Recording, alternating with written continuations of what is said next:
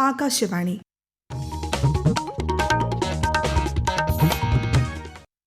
നമസ്കാരം. പ്രത്യേക വാർത്താ ബുള്ളറ്റിൻ വായിക്കുന്നത് ക്രിസ്റ്റി എബ്രഹാം. പ്രധാന വാർത്തകൾ. UAEയിൽ ഇറാൻ നടത്തിയ ആക്രമണത്തെ അപലപിച്ച് ഇന്ത്യ ഉൾപ്പെടെയുള്ള ലോകരാഷ്ട്രങ്ങൾ.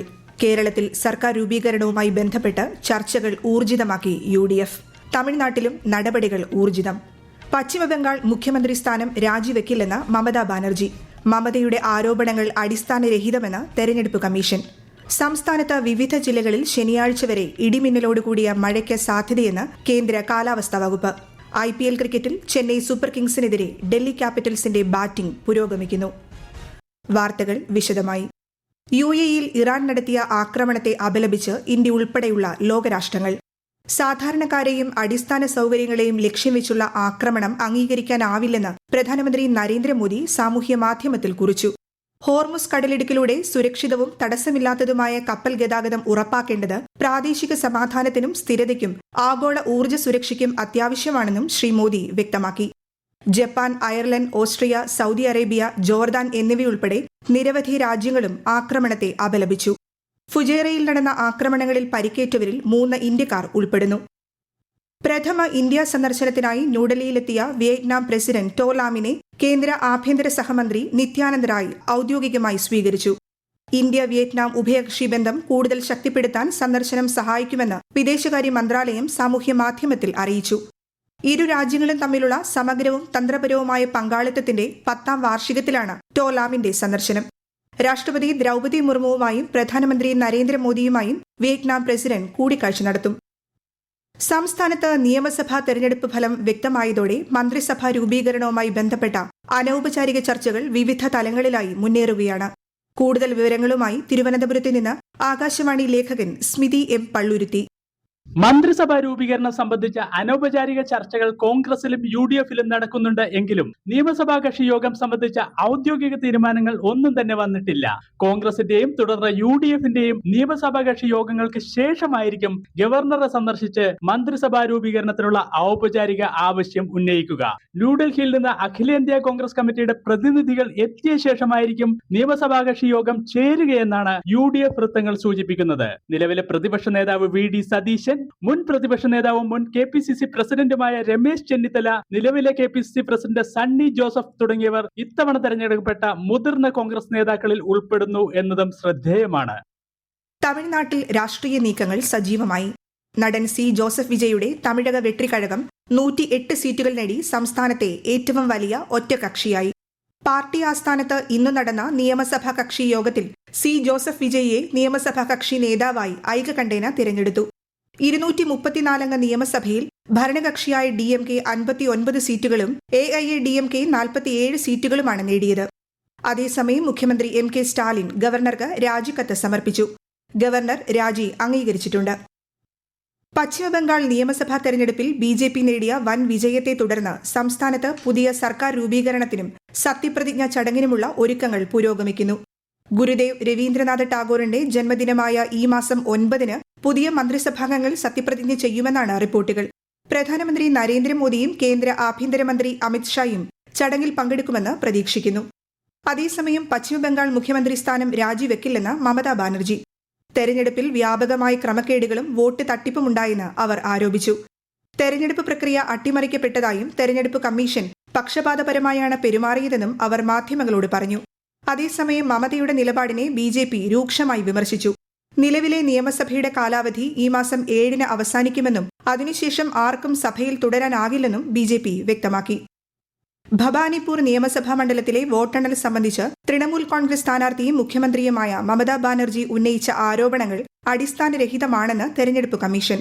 മുഴുവൻ വോട്ടെണ്ണൽ പ്രക്രിയയും കമ്മീഷന്റെ നിയമങ്ങളും ചട്ടങ്ങളും പാലിച്ചാണ് നടത്തിയതെന്ന് സൌത്ത് കൊൽക്കത്തയിലെ ജില്ലാ തെരഞ്ഞെടുപ്പ് ഓഫീസർ പുറത്തിറക്കിയ പ്രസ്താവനയിൽ വ്യക്തമാക്കി. വോട്ടെണ്ണൽ സമയത്ത് CCTV ക്യാമറകൾ മുഴുവൻ പ്രവർത്തനക്ഷമമായിരുന്നുവെന്ന് ഉദ്യോഗസ്ഥർ വിശദീകരിച്ചു.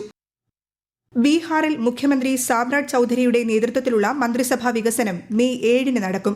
പട്നയിലെ ഗാന്ധി മൈതാനത്ത് നടക്കുന്ന ചടങ്ങിൽ പുതിയ മന്ത്രിമാർ സത്യപ്രതിജ്ഞ ചെയ്ത് അധികാരമേൽക്കും. ചടങ്ങിൽ പ്രധാനമന്ത്രി നരേന്ദ്രമോദി, കേന്ദ്ര ആഭ്യന്തരമന്ത്രി അമിത് ഷാ എന്നിവർ പങ്കെടുക്കുമെന്ന് BJP സംസ്ഥാന അധ്യക്ഷൻ സഞ്ജയ് സരാവഗി അറിയിച്ചു. ഈ വാർത്തകൾ ആകാശവാണിയിൽ നിന്ന്.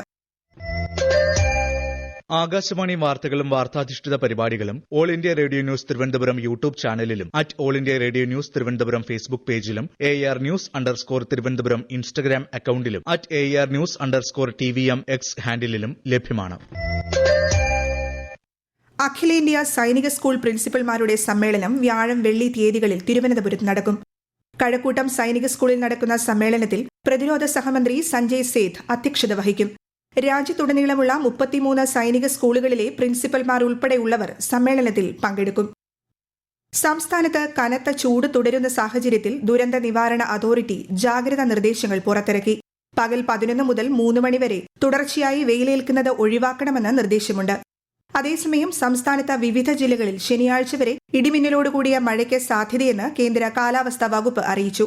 പത്തനംതിട്ട, കോട്ടയം, ഇടുക്കി, മലപ്പുറം, കോഴിക്കോട്, വയനാട് ജില്ലകളിൽ ഇന്ന് മഞ്ഞ ജാഗ്രതയാണ്.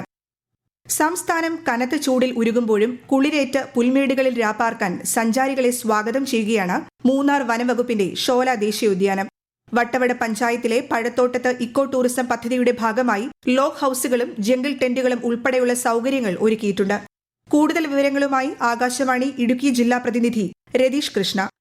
ഗ്രാൻഡീസ്, വാറ്റിൽ എന്നീ മരങ്ങൾ പിഴുതുമാറ്റി പരിസ്ഥിതി പുനഃസ്ഥാപനത്തിലൂടെ പുൽമേടുകളാക്കിയ 50 ഹെക്ടർ സ്ഥലത്താണ് ഇക്കോ ടൂറിസം പദ്ധതി നടപ്പാക്കിയിരിക്കുന്നത്. പഴത്തോട്ടം ഉൾപ്പെടുന്ന ദേശീയോദ്യാനത്തിന്റെ പ്രകൃതി ഭംഗി തൊട്ടറിയാനും സ്വാഭാവിക വനങ്ങൾ പുനഃസ്ഥാപിക്കുന്നതിന്റെ നേട്ടങ്ങൾ നേരിട്ട് മനസ്സിലാക്കാനും ഇതുവഴി സഞ്ചാരികൾക്ക് സാധിക്കുന്നു. ഇതിന്റെ ഭാഗമായി log house, A-frame log cabin, jungle tent എന്നീ 3 തരത്തിലുള്ള താമസ സൗകര്യങ്ങളാണ് ഇവിടെ ഒരുക്കിയിട്ടുള്ളത്. കൂടാതെ പഴത്തോട്ടം ക്യാമ്പ് ഷെഡിൽ നിന്ന് ആരംഭിച്ച് ഇടിവലശോല വ്യൂ പോയിന്റ്, പഴത്തോട്ടം വ്യൂ പോയിന്റ് എന്നിവയിലൂടെ 3 കിലോമീറ്റർ നീളുന്ന ട്രെക്കിങ്ങും പക്ഷി നിരീക്ഷണവും സഞ്ചാരികൾക്ക് വേറിട്ട അനുഭവമാണ് നൽകുന്നത്. വാണിജ്യ പാചകവാതക സിലിണ്ടറിന്റെ വില വർധനവിൽ പ്രതിഷേധിച്ച് സംസ്ഥാന വ്യാപകമായി നാളെ ഹോട്ടലുകൾ അടച്ചിട്ട് പ്രതിഷേധിക്കുമെന്ന് Kerala Hotel and Restaurant Association. 19 kilo സിലിണ്ടറിന് 993 രൂപ കൂടിയതിലാണ് പ്രതിഷേധം. നിയന്ത്രണാതീതമായി വിലക്കയറ്റം അവസാനിപ്പിക്കണം എന്നാണ് സംഘടനയുടെ ആവശ്യം. IPL ക്രിക്കറ്റിൽ ചെന്നൈ സൂപ്പർ കിങ്സിനെതിരെ ഡൽഹി ക്യാപിറ്റൽസിന്റെ ബാറ്റിംഗ് പുരോഗമിക്കുന്നു. ഒടുവിൽ റിപ്പോർട്ട് കിട്ടുമ്പോൾ ഡൽഹി 14 ഓവറിൽ 5 വിക്കറ്റ് നഷ്ടത്തിൽ 87 റൺ നേടിയിട്ടുണ്ട്. ICC പുരുഷ T20 റാങ്കിങ്ങിൽ 1ാം സ്ഥാനം നിലനിർത്തി ഇന്ത്യ. 275 റേറ്റിംഗ് പോയിന്റുകളുമായാണ് ഇന്ത്യ 1ാം സ്ഥാനം സുരക്ഷിതമാക്കിയത്. യാത്രക്കാർ ട്രെയിനിൽ നിന്ന് വീണുള്ള അപകടങ്ങൾ വർദ്ധിക്കുന്ന സാഹചര്യത്തിൽ എല്ലാവരോടും സുരക്ഷിതമായ യാത്രാരീതികൾ പാലിക്കണമെന്ന് അഭ്യർത്ഥിച്ച് Thiruvananthapuram division Railway Protection Force. ഓടിക്കൊണ്ടിരുന്ന ട്രെയിനിൽ കയറുകയോ ഇറങ്ങുകയോ ചെയ്യരുതെന്നും കോച്ചിന്റെ വാതിൽക്കൽ നിൽക്കുന്നത് പോലുള്ള അപകടകരമായ പ്രവണതകൾ ഒഴിവാക്കണമെന്നും നിർദ്ദേശമുണ്ട്. ഈ വർഷം ഇതുവരെ തിരുവനന്തപുരം ഡിവിഷനിൽ മാത്രം 37 യാത്രക്കാർ വീണുള്ള അപകടങ്ങൾ റിപ്പോർട്ട് ചെയ്തതായും RPF അറിയിച്ചു. ആശുപത്രികളിൽ ഉപേക്ഷിക്കപ്പെട്ട് അവശത അനുഭവിക്കുന്ന രോഗികളെ പരിചരിക്കുന്നതിന് ഒരു ജില്ലയിൽ ഒരു സ്ഥാപനമെങ്കിലും ആരംഭിക്കണമെന്ന സാമൂഹിക നീതി വകുപ്പിന്റെ ശുപാർശയിൽ സർക്കാർ തീരുമാനമെടുക്കണമെന്ന് മനുഷ്യാവകാശ കമ്മീഷൻ. ഇതു സംബന്ധിച്ച പത്രവാർത്തയുടെ അടിസ്ഥാനത്തിൽ കമ്മീഷൻ സ്വമേധയാ രജിസ്റ്റർ ചെയ്ത കേസിലാണ് നടപടി. സാമൂഹിക നീതി വകുപ്പ് സെക്രട്ടറിക്കും ഡയറക്ടർക്കുമാണ് കമ്മീഷൻ നിർദ്ദേശം നൽകിയിരിക്കുന്നത്. പാലക്കാട് ജില്ലയിലെ വരയാടുകളുടെ കണക്കെടുപ്പ് തുടരുന്നു. കണക്കെടുപ്പിന്റെ 1ാം ഘട്ടം പൂർത്തിയായി. 2ാം ഘട്ട വിവരശേഖരണത്തിനായി സൈലന്റ് വാലി, പറമ്പിക്കുളം വനമേഖലകളിൽ നിരീക്ഷണ ക്യാമറകൾ സ്ഥാപിച്ചു. കണ്ണൂർ രാജ്യാന്തര വിമാനത്താവളത്തിൽ നിന്നുള്ള ഹജ്ജ് യാത്രയ്ക്ക് നാളെ തുടക്കമാകും. ആദ്യ വിമാനം പുലർച്ചെ 2:30 പുറപ്പെടും. 4550 പേരാണ് ഇത്തവണ കണ്ണൂർ വിമാനത്താവളം വഴി ഹജ്ജിന് പോകുന്നത്. പ്രധാന വാർത്തകൾ വീണ്ടും. UAEയിൽ ഇറാൻ നടത്തിയ ആക്രമണത്തെ അപലപിച്ച് ഇന്ത്യ ഉൾപ്പെടെയുള്ള ലോകരാഷ്ട്രങ്ങൾ. കേരളത്തിൽ സർക്കാർ രൂപീകരണവുമായി ബന്ധപ്പെട്ട് ചർച്ചകൾ ഊർജിതമാക്കി UDF. തമിഴ്നാട്ടിലും നടപടികൾ ഊർജിതം. പശ്ചിമബംഗാൾ മുഖ്യമന്ത്രി സ്ഥാനം രാജിവെക്കില്ലെന്ന് മമതാ ബാനർജി. മമതയുടെ ആരോപണങ്ങൾ അടിസ്ഥാനരഹിതമെന്ന് തെരഞ്ഞെടുപ്പ് കമ്മീഷൻ. സംസ്ഥാനത്ത് വിവിധ ജില്ലകളിൽ ശനിയാഴ്ച വരെ ഇടിമിന്നലോടുകൂടിയ മഴയ്ക്ക് സാധ്യതയെന്ന് കേന്ദ്ര കാലാവസ്ഥാ വകുപ്പ്. IPL ക്രിക്കറ്റിൽ ചെന്നൈ സൂപ്പർ കിങ്സിനെതിരെ ഡൽഹി ക്യാപിറ്റൽസിന്റെ ബാറ്റിംഗ് പുരോഗമിക്കുന്നു. പ്രത്യേക വാർത്താ ബുള്ളറ്റിൻ കഴിഞ്ഞു. അടുത്ത വാർത്താ പ്രക്ഷേപണം നാളെ രാവിലെ 6:45.